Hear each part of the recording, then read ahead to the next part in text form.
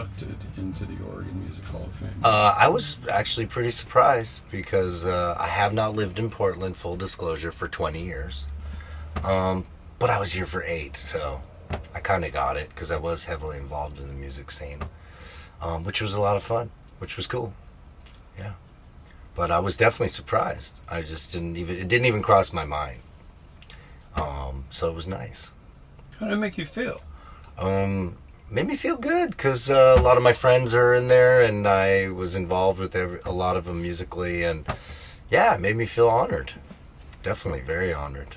So now is the time when I ask you, tell us about yourself and what you've accomplished and why people should celebrate. Isn't it in the bio? Yes, but I want to hear you say. See bio. Yes, see bio. Is that what I could scroll it up, but I mean, my resume, I suppose there is a good chunk that does lean really heavily on Portland, Oregon, because of the 8 years I was here, and I started producing records when I was here.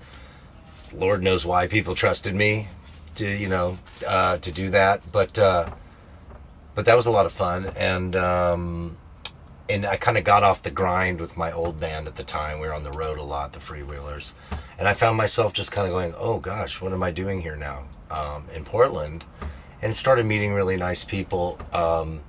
And I found that the music scene, at least at the time, I'm imagining it's still the same, but it was very open, very friendly, very non-judgmental, and I dug that.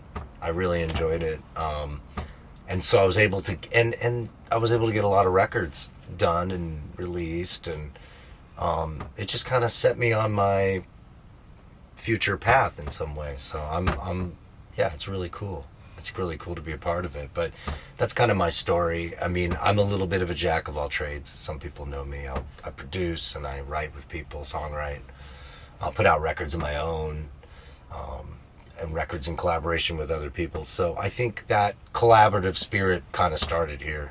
So tell our viewers about what you're doing now. So now I'm in a duo with Jody Stevens, the original drummer for Big Star.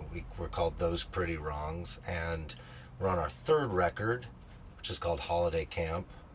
And I write songs with and for people. Recently collaborated with people like Weezer and bands like that, Larkin Poe. And I've got a couple of new records of my own to come out. I've produced a few records as well, like I said, jack of all trades. Hopefully master of more than none. So what got you into music? I don't rightly know, because I started really young. I'm 52, and my parents must have recognized I was into it when I was really young, because they got me a drum kit when I was about 4.5, which is, I mean, I don't even know if you talk that much when you're 4, so I don't know. But probably some sort of early childhood obsession with the Beatles is probably what did it, because I think around 2 or 3 my dad fed me all my mom's Capitals, and I promptly scratched them and listened to them constantly on my Mickey Mouse record player, and I think that started me off on the path. So. Nice. Yeah. Did you get him to skip? Oh, I got him skip. Yeah, the skipping thing. Got some break beats out of it. That's awesome. That's awesome. Were they 45s or LPs? They were LPs, yeah. All those original Capitals, and my mom wasn't too happy about that, but they're probably worth a fortune now. It's, you know what, they would have been, I think. Yeah.